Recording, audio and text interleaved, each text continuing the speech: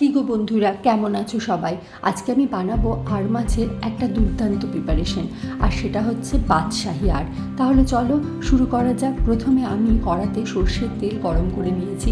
এরপর আর মাছগুলো নুন হলুদ মাখিয়ে ভেজে তুলে নিয়েছি। কড়াতে আরও একটু সর্ষের তেল আর ঘি দিয়েছি।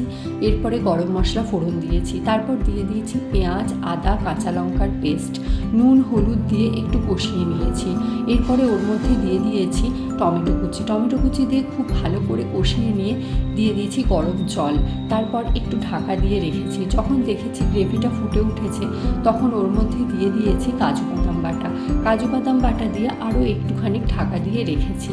তারপর যখন দেখেছি গ্রেভিটা বেশ থকথকে হয়ে এসছে, তখন ওর মধ্যে দিয়ে দিয়েছি ভাজা আর মাছগুলো, গরম মশলা গুঁড়ো, 1 চামচ গোলাপ জল, 1 চামচ কেওড়ার জল।